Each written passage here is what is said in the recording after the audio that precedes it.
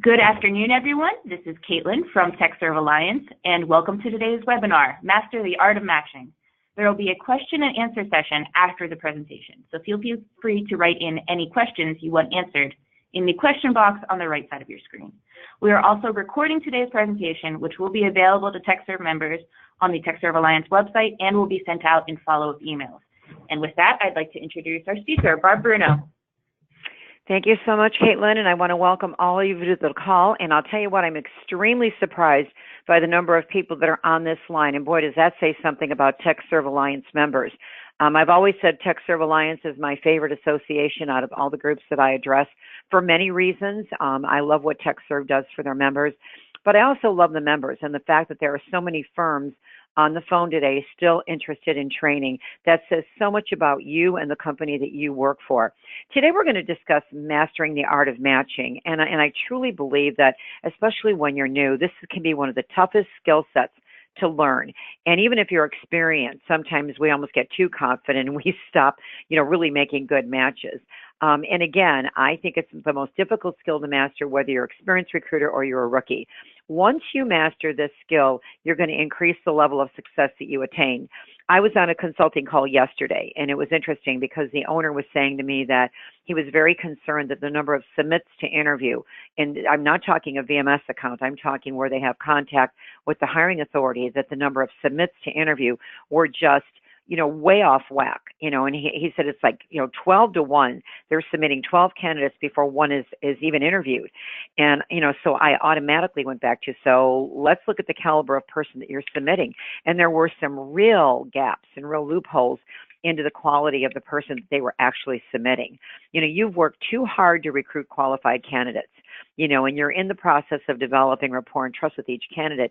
And the next step is to match candidate credentials with your hot contracts and the orders in your office.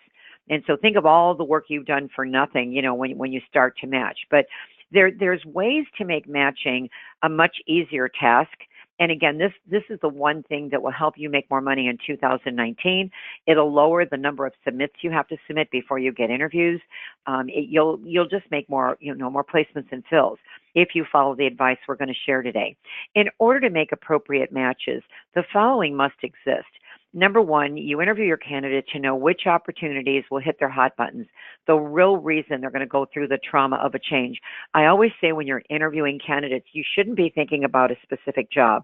Even if you recruited the candidate for a specific contract or a specific job, when you're interviewing them, you're doing a general interview. And the reason you want to do a general interview is you want to find out what this person wants to do next. You can't assume that what they're doing now and what they've done in the past is what they want to do next. And so you're interviewing them to really hit what hot buttons do they have now, what must be there now, for them to make a change. And if you want to know the real reason they'll go through the trauma of a change, merely ask them the 5 things they'd change about their current opportunity if they were their boss. That's the real reason they're talking to you. Next, you've got to understand the specs of the contracts and orders in your office so you can enthusiastically present opportunities to your candidate. It's very effective to show your candidate how the positions you're representing is what they described as their next career move. Quote words that they said. I'm a firm believer that when you have information, it should never be in your head. It should never be on a legal pad on your desk or a Post-it note. It should be in your ATS, because you're never going to remember. And the best way to make more matches is to call somebody and say, this job just came in and it was interesting. When I read it, it's exactly what you described to me. Remember when you said, so-and-so, that's here. Remember when you told me that this was important, this company offers it. I couldn't wait. You're the first person I picked up the phone and called. That's a much different presentation than if you call and say, I have a job, not sure if you'd be interested, but I want to run it by you. So you want to enthusiastically really understand the jobs, because if you call a candidate and say, I've got the perfect job for you, and they start asking you questions and you can't answer them, you lose credibility. So when your salespeople, your account executives bring in contracts and orders, you've got to understand the specs. You've got to do some research on your own too if you're a recruiter. You need to research the contact. You need to research the company. Set up Google alerts on both the company and the contact so you know all the recent things about the company and the contact that you can share with your candidates later. But you've really got to understand the specs because, number one, if you don't understand the specs, you're not going to be able to recruit for the job, and you're most certainly not going to be able to make a right match if you don't understand. So, take them home at night, read them, come back in the morning, and whatever questions you have, ask your account executive. Because trust me, if you have questions, so do other people in your office. Next, you've got to know detailed information on the company, including selling points, that would impress your candidate. I always tell account executives, when you're out there writing business, it's not just enough to know about the job. What about success stories? What about the reputation? Ask the client, give me 3 selling points on your company I'm not going to find on the website, because that helps you interest candidates in this candidate-driven marketplace. Quote people that you've placed there. And if you've got anybody that's currently still working as a contractor on site, share their experience. Because that's very important to people. They want to know what type of culture, what type of environment it is, what has been your track record with this company. When you're presenting, you want to know, all of this information that you can share with candidates to get them excited. And then determine if the pay rate or the salary range and location are commensurate with the desires of your candidate. One thing I've learned a long time ago is somebody tells me they want to make a 15-minute commute. There is a reason. If I present something that's even a 20 or 25-minute commute, they might worry, especially people that have children in daycare.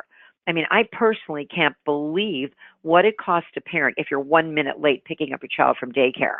And so we've got to be very sensitive. We've got to listen to what the candidates are saying when we're trying to make good matches. It's not your job to agree or disagree with anything your candidate says. Not our job. Our job is to try to figure out what match we can make that when they go on that interview, they're the fit, and they'll accept the job without hesitation, and the client will hire them without hesitation. Now, if you're new or experienced, I want you to add something on when you're matching this coming year. I want you to add percentages, because percentages is what makes matching easier and what makes matching accurate. See, in addition to the skills and stability and experience and education and track record and the history of accomplishments, your hires must also align with your client's values and their culture. In the future, global competition for top talent will increase for anybody involved in talent acquisition and recruiting. It's not going to get easier for us. It's going to get tougher because the percentage of qualified candidates is dwindling. And if you're not going out there and recruiting baby boomers, all of you need to do that, because they make great contractors. They're leaving the market at historic numbers right now, but they're the bungee retirees. They retire, they come back. They retire, they come back. And so in 2019, make sure that you're doing something that is going to attract those baby boomers. You want to use percentages as one method that will improve your ability to match the best candidate to the contractor order. See, when you've got a contractor in order from a hiring authority, the account executives, you've got to break down the duties and responsibilities into percentages. Like, what amount of time will the individual who's hired spend completing each area of responsibility? Say that I've got a project manager job and they give me 5 tasks. Well, if you don't break it down into percentages, I'm going to assume that each task is 20 minutes of the job. They're 20%. There's 5 tasks, so I'm assuming the person's going to do each task 20% of the time. I've got a candidate, and they're interested in the job. They're a project manager. They've done all 5 things, but there's one part of the job they don't like.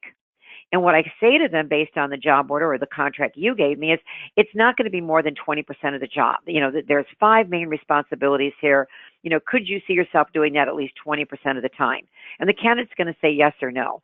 Well, then they go on the interview and we realize that the job is 75% what they don't like, and the other 25% of the job are the other 4 areas of responsibility. See, you really don't know what a job is unless you break it down into percentages. What percentage of the time are they doing what? Because now you've got a clear picture. Because your candidates are going to make a move, they're going to accept another contract, they're going to accept a full-time job if certain things they don't like about their current job don't exist. And often there's one part of their job they don't enjoy. You've got to make sure that they're not doing more of that in the new job. Because if you just look at a resume or CV and you look at a job description and there's no percentages, you have no way of making an accurate match. And on the candidate side, it's not enough just to ask them what percentage they're doing what right now. You want to know what percentage of the time they want to do what tasks in a new job, because they might have something they don't want to do at all. that they're currently doing.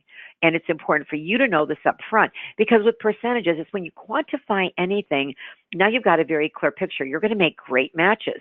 And just imagine how much easier matching would be if you clarified what percentage of time each candidate would spend completing specific areas of responsibility. But in order to obtain this information, your hiring authorities have to realize how they benefit by providing you with this information. You know, the job might be available because they want to increase one specific area of responsibility, which was not the strength of the person that was in the contract prior to this, to your hire.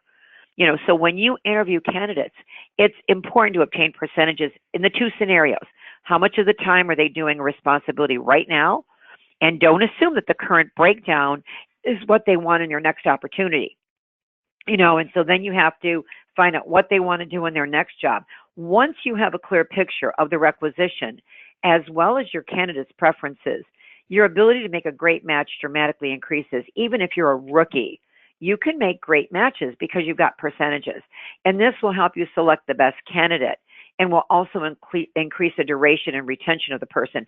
Sometimes we don't have this information and somebody accepts the contract and then you wonder why they ghost and they don't even show up for the job. It's because when they went there, they realized that part of that job was what they don't enjoy at all, and they're interviewing other places and they just decide, I'm not taking it because I don't want to do that anymore. And you're blaming the candidate when in essence you should have found out that there was one part of their job they didn't enjoy.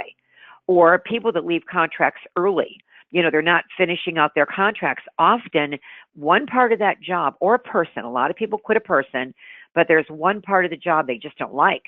And so they'll leave. And remember, your contractors on site, they're either recruiting other contractors for you. They're like your little army recruiting other contractors for you, or they're being recruited by somebody. And so you should be getting referrals all the time from your contractors that are out there working for you. If they feel nurtured, if you made a good match for them, you became the best listener in their life, you got them a job. They probably have never been asked percentages. And I know they've never been asked, what percentage do you want to do these tests in your next job? That shows them you care. That shows them that you're really about them. These contractors feel we represent the clients and that all they are to us is a paycheck. That for every hour they work, we make money.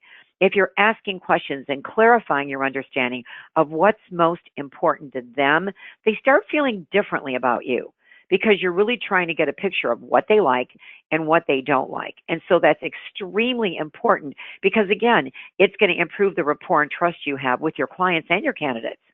Now, there's hidden specs on every order or contract. You and I both know that.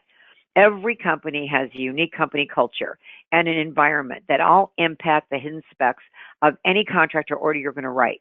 So when you're obtaining specs, it's important to ask for situations that exist in a department that your candidate is going to confront.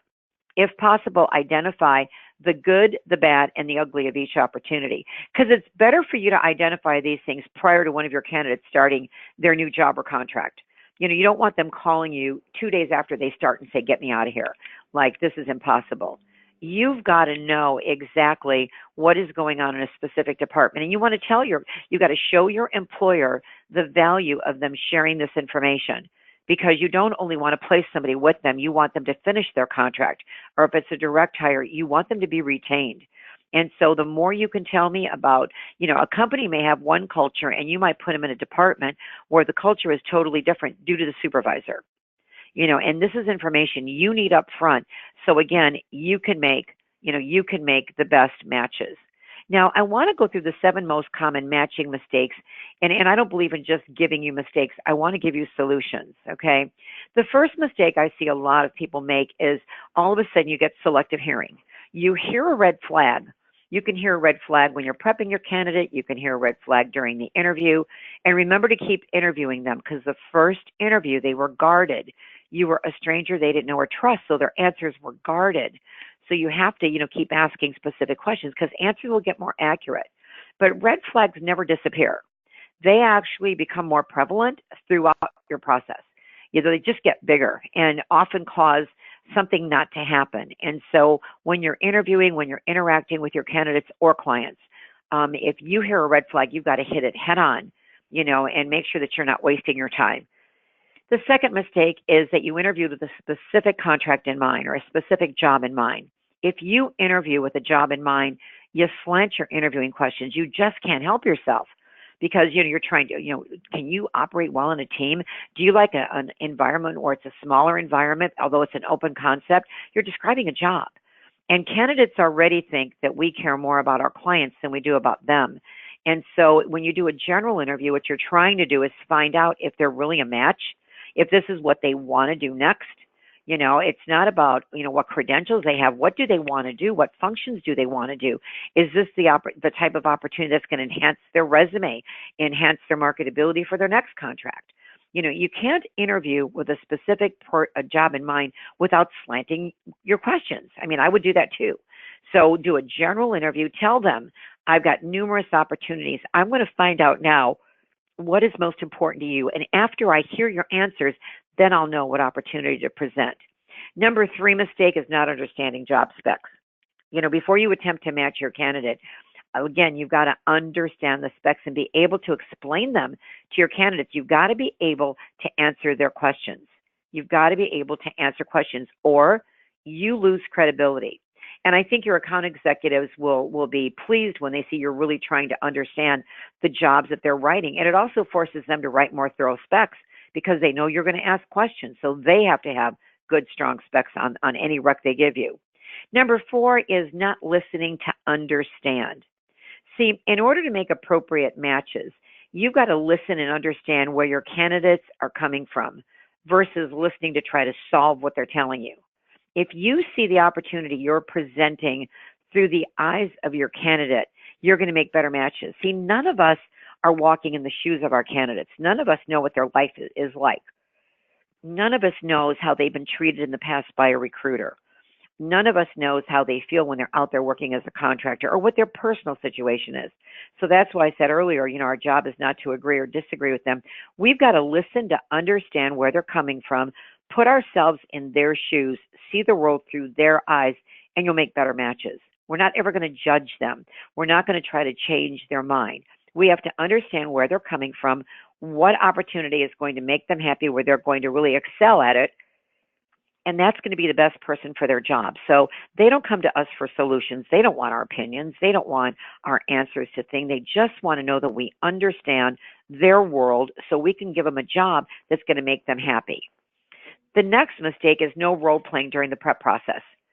When your prep is not you talking and your candidate listening, the prep is the first part. You're going over the job. You're asking them, have you done this? Every responsibility of the job. Have you done this? Give me an example of where you've done it. Is this something you want to do in your next job? Because even if you missed it in the interview, sometimes in the prep, they'll say, no, I don't want to do that at all in my next job. Now you look at the percentage of the time that they're spent doing that. And if it's a larger percentage, they're not going to be a match. So sometimes you fine tune your matching during the prep process, which can be painful, but you don't want to send someone who's not going to get hired or not going to be interested in the job. The second part of your prep is role playing. It's you asking questions from your candidates that you know your clients are going to ask from past debriefs, and then you're listening to their answers. And if they do give, and sometimes in the prep process, you and I both know, where they really give crazy answers is when you say, why'd you leave your last job? And they'll come out with, I hated my boss, or my boss was a jerk. Well, you can't don't say that in the interview, because you're asking this candidate to trust you. You're trying to build rapport with them based on trust. I don't believe in trying to control a candidate. I believe in rapport based on trust. So if I'm asking you to trust me and I'm trying to develop rapport with you, and then I'm role playing with you and you give me an answer and I go, don't say that. How do you feel right now? It's like I'm telling you to lie. And so now you don't trust me. Now you're like, well, that's not right. The real reason I left is I hated my boss. And trust me, I can give you an answer to say when you go on an interview and that candidate goes on an interview and they're nervous, they're asked that question and guess what answer they give? I hated my boss. So if they ever give an answer to a question that is negative, all I want you to do is exchange roles. So pretend that Caitlin and I were talking and I said, Caitlin, why did you leave your job? And she said, I hated my boss. What I'm going to do is say, Caitlin, could we switch roles here? I want you to be the employer, and I'm going to be you right now, and I want you to ask me that question. So she'd ask me that question, gee, Barb, why did you change your job? And I'm going to say, I hated my boss. He was a jerk. How did that sound? And she's going to hear how negative it sounds. And she's, God, that sounds negative. like I'm afraid they might screen me out. So I'm going to say, well, what other answer could you give? Because I'm afraid that's how they're going to react. So when you're role playing in the second part of your prep, asking questions and listening, if they say anything that is negative, just have them switch roles with you. They become the employer, you become them, and have them ask you the question, give them their answer back, and they'll hear it and they'll change it. Because your prep is your competitive edge. Your prep is what makes your candidates get hired over anybody else. If you have a high, send out to fill ratio, if you've got a high ratio where first interviews to hire and it's way too high, your prep can solve that. And so I'm trying to give you hints here on, I want all of you to have 2019 as the best year you've ever had. And some of these things will help you do that. Number 6, the mistake is asking close-ended or multiple choice questions. If you ask a candidate something where they can say yes or no, the human race is very negative right now. You've probably noticed that people just complain and whine and say no to everything. So if you ask a question where they can say yes or no, they're going to probably say no. Or if you say, do you prefer a small company, a medium company, or a large company? They might not even care about the size of the company. But because you gave them small, medium, or large, their answer is really D, none of the above, okay? But when you give a multiple choice, your candidate feels they have to pick one. And now you've put a parameter that doesn't even exist, not even important to them. So be very careful. And if any of you, I know some of the Tech Serve Alliance members do accounting. You do, IT, engineering, and accounting. I find that accounting recruiters do this more than anybody. They give them multiple choice. Don't do that and ask questions where they have to give an answer. If your candidate ever says yes or no, you're asking the wrong question. It has to be open-ended questions to find out what's most important to them where they can't answer yes or no. And lastly, the biggest mistake is assuming that what they've done in the past is what they want to do in the future. We can't assume that for a moment. Often they're trying to enhance their resume. And again, so often they're making a change because they either want to do more or less of a specific task.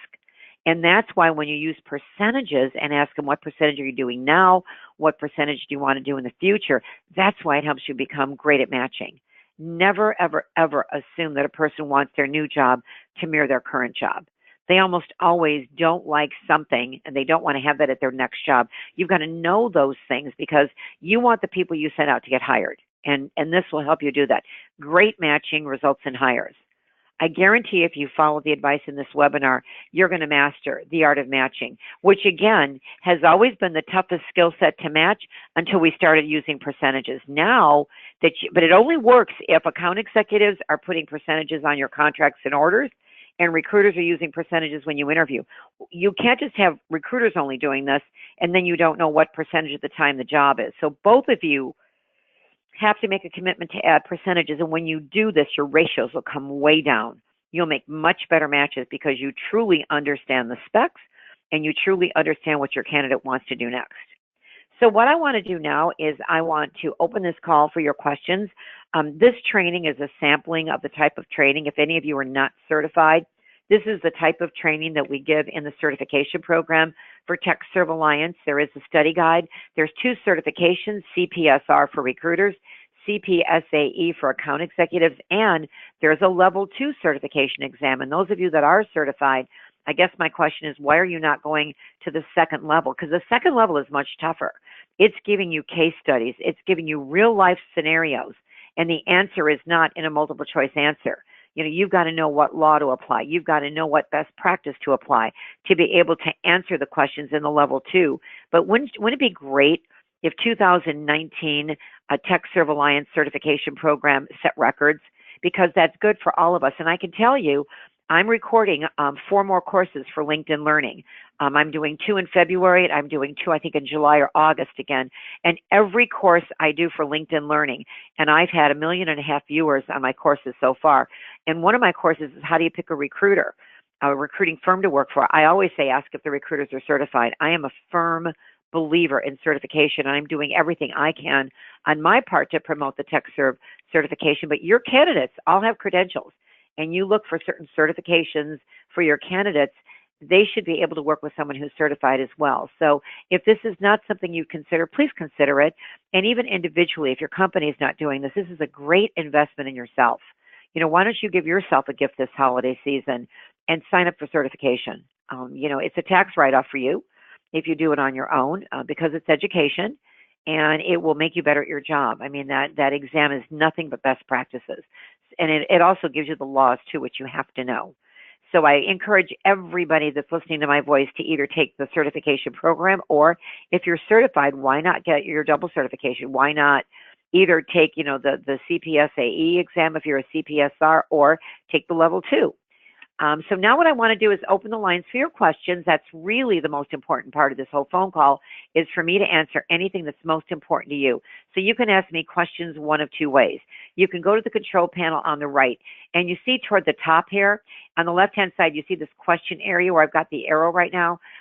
It's kind of a question. Click on that, and I can actually unmute your lines. If you put in the code, the access code, the number, and the PIN number, I can open your lines and you and I can talk. I can role play. I can do whatever you want to do. Or if you'd rather just write in a question, go down to the control panel where you see those gray bars on the bottom. Well, first of all, let me see if anybody raised their hand. No one raised their hand. Nobody wants to talk to me. Okay. If you go down and see questions on the gray bar, just type in your question. If you don't want me to use your name, then I would put confidential or anonymous before you type your question. Okay, the first question is from Tim. What are some specific questions to ask to learn the hidden specs of a job? What I say, Tim, when we're taking jobs is, first of all, I want to know what's been missing from the candidates they've interviewed so far. I also want to know if there's any skills missing in the department, because sometimes they've got a skill set they'd love somebody to have, but they don't think that somebody will have it. So I'll say, is there any skill set missing in your department? Because that can show me what could really be the key to the hire. And then I'm going to say, no matter what department there is, Tim, there's always a good, bad, and the ugly. And so I want to make sure that whoever we place with you stays in their job. I just don't want to, put somebody out there and then 2 or 3 months later they're leaving. And it's that internal information, kind of the good, the bad, and the ugly of the department or the person they're going to report to. Any additional information you can give me, Tim, that can better prepare my candidate, if you decide to hire them. I would love that information. So, and if they go, I don't know, there's really nothing, Barb. Well, Tim, what do you think is the best thing about your department? What is the best thing about the team? If you could improve your team in one way, what are some of the traits that you don't like in your current team? And so you just keep prompting it, because sometimes they'll say, I don't know. So ask them how they feel, how would they improve? And then they'll start turning over some of the hidden parts of the job, which again, help you make a better match. What do I need to do to get certified? All you need to do to get certified is contact TechServe Alliance. In fact, let me see if my next slide has TechServe's contact information on it. It should. Let me get to the next slide. Oh, it doesn't. Okay. All you need to do is, and I'm going to put Caitlin on the phone after this, and she can give you the exact, email address. But even if you call the TechServe Alliance office and just tell them you want to get certified, you can reach out to Susan Donahoe. You can reach out to Caitlin. You just need to contact them, and they will show you. You register online. There is a cost involved, obviously. You get the study guide, and then you take the test online. And if you read the study, my advice is read the study guide once, and then read the study guide again, really taking notes. And we've also got a prep class that is recorded. And I recorded the prep class if you want to have like an additional, training on the exam itself, but there's an additional cost for that. But again, I think that you have to, just contact TechServe and they'll walk you through the process. Let's see. You said not to be too specific in regards to a job when screening candidates, but does that apply when leaving a voicemail? Should the voicemail be general or specific to the job? What I can tell you, Gillian, and I want all of you to listen to this. So say you're working, okay, and you get this voicemail. Hi, my name is Gillian. I saw your profile on LinkedIn. It's a perfect match for an opportunity that I have. I've got a job as a project manager. It's doing similar to what you're doing. It's got competitive salary. Would love to talk to you at your convenience. Call me back. Okay? Or if you got a message that said, hi, this is Gillian. Someone suggested we talk. Do me a favor. When you call me back, interrupt me no matter what I'm doing. I don't want to miss your call. I'm really looking forward to the conversation. Again, it's Barb Bruno. Here's my number. Have a great day. Thanks. When you're selling a job, okay, unless they're interested in that job, that specific job, they're never going to call you back. Because what you're saying is, hi, I'm a salesperson. I want to sell you call me back, and how many of those calls do you return? In every office I've been in, I've done a tremendous amount of in-house training this year, and most of them have been IT contract firms that I've been training in. And I can tell you that I think the highest anybody had on callbacks was 10%. And when they started using this voicemail, their callbacks doubled and tripled. And so, if you leave just a general message, someone suggested we talk. When you call me back, please interrupt me. So they want to know who suggested that you talk. And when you say interrupt me, no matter what I'm doing, I don't want to miss your call. Really looking forward to the conversation. Give your name and number. Have a great day. Thanks. It's friendly. And when they say who referred you, I'm representing that person in a confidential search. If I would represent you, I would give you that same confidentiality. But I always ask, who do you know that's the best? Who do you know that's above average? That's how I got your name. And so you want to leave more general. And what I would do, Gillian, is I would do both. I would leave the message you're leaving very specific about a job. But if you're going to say anything about a job, I've got a job that looks like a fit, but I really need to talk to you first to find out what you want to do next, because I have many opportunities. That would be a better voicemail if you're going to leave a voicemail about a job. Because when I'm in front of technology conferences, I spoke at a huge one this year, and their biggest gripe is that we talk about a job that they're not interested in. It doesn't even fit what they want. And they go, why do you people do that? Like, you don't know what I want to do. Why do you talk about a specific job? So your chances of finding the perfect person that fits the job you want, and then it really makes it sound like we only represent the clients. We're going to make enough calls until somebody returns the voicemail. When you say, I've got a number of different opportunities that when I look at your LinkedIn profile, I think could represent your next career move. But what I need to find out is, what do you see yourself doing next? What's most important to you? Your dream job could come on my desk tomorrow. I wouldn't know to pick up the phone unless I know what you see yourself doing next. Would love the chance to find out what that is. And I can give you a sampling of just one opportunity, but I would give a sampling. But, I just believe in leaving the general voicemail I said at the beginning. I think you'll get more callbacks. But if you're going to talk about a job, make sure they know that is just a sampling of the many jobs you represent, so that they don't screen you out because that's not a job that interests them. At least it's just a sampling. Will you receive the presentation? Shane, yes, you will, and Caitlin will tell you how. Let's see, this is from Tanya. I had a candidate go through multiple interviews, accept the job, go through the entire drug screen, background check, and agree to move for the new job. 3 days before he was supposed to start his new job, he sends me an email saying he can't take the opportunity. He's so sorry. The customer saw this as a huge miss on my part. In the end, I found out he had leveraged our offer. To counter another offer. How can I see this coming? How can I be smarter in the process? They're all doing this, Tanya. That's why I keep telling all of you, unless you're working a VMS, you've got to send candidates on 2 to 3 interviews. If you only send them on 1 interview, IT candidates are the best network candidates out there.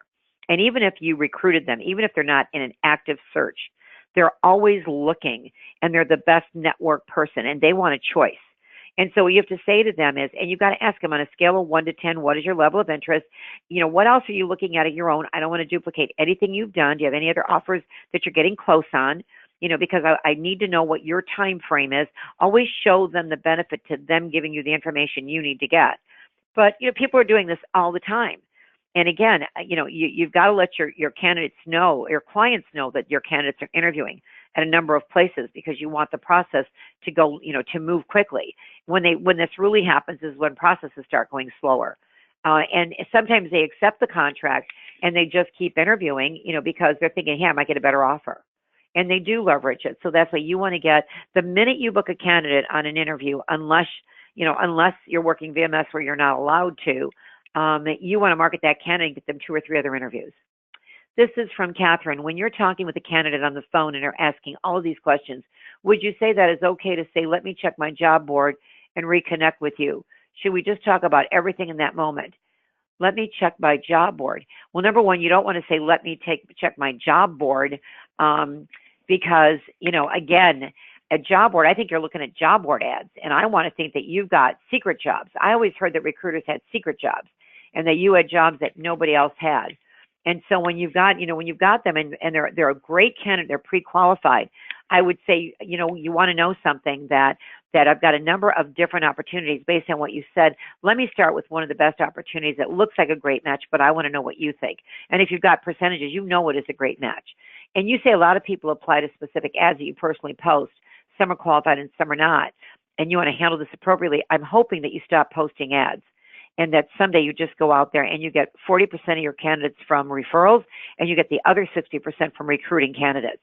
And you should have an army of people out there recruiting for you. Those are your current contractors, because you do not want anybody, what I'm hearing all the time, and this is the biggest problem out there, and this is what clients are complaining about. They're complaining that they're getting the same candidates through us that they get from their own.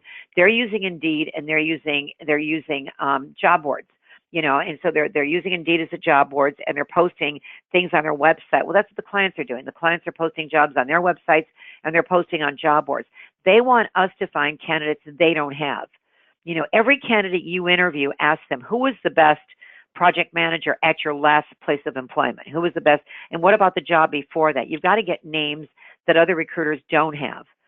Because again, if they're just applying to job boards, if there's one word in a job board ad that somebody did, they'll apply to the job.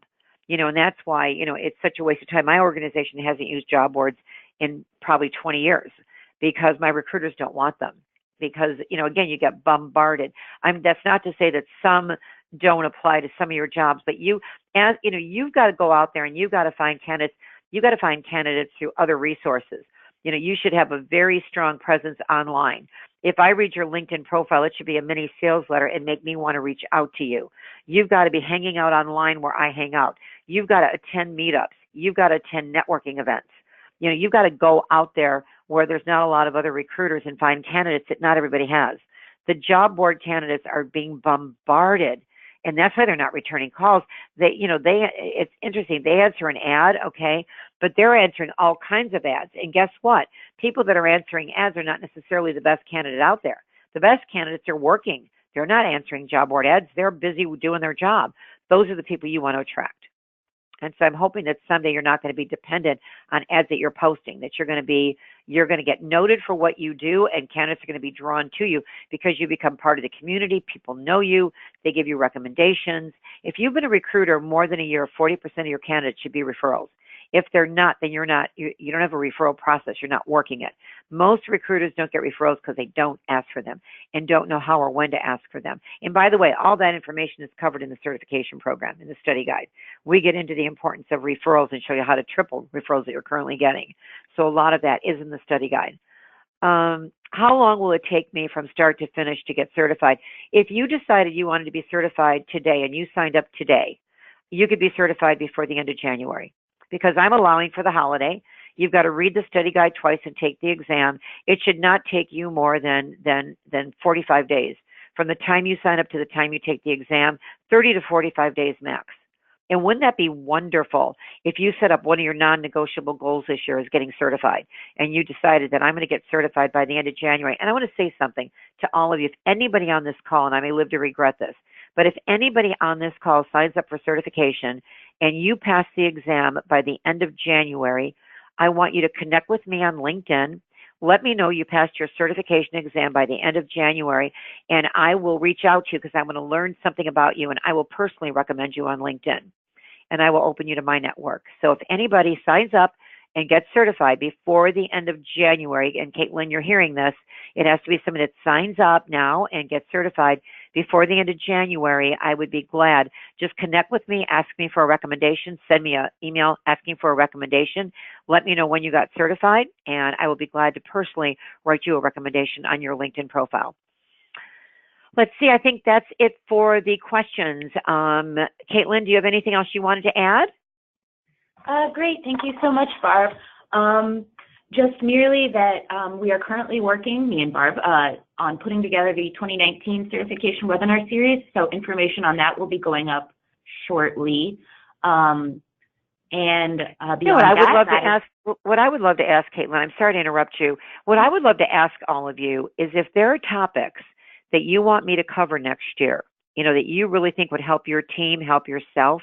Caitlin, you're probably going to hate me for doing this, but if you would send topic suggestions to Caitlin, then we can review those, and I would be glad to customize training around what you want to learn. You're a TechServe member, and all I care about is what's most important to each one of you. So if any of you have any suggestions on the topics, we do 11 calls a year. We usually don't do a call, the month of the conference. So usually November we don't do a call, but we do 11 webinars a year. And wouldn't that be great if, one or two of those webinars are something that you really wanted to hear? So before, rather than Caitlin and I sitting down and deciding, gee, what do we think you want? Why don't we put it on you, and have you give us recommendations? And, when we see, especially if we see somebody wanting the same topic and we're getting multiple people asking for it, believe me, I'll do it. So anything you want to learn, please email to Caitlin, and we're going to be having a meeting the week after Christmas. And so please get your suggestions to us like this week or next week, the latest, because we're going to be setting up the year next week. So please get us those topics as soon as you can, because we would love to address what you want to learn. Do you agree, Caitlin?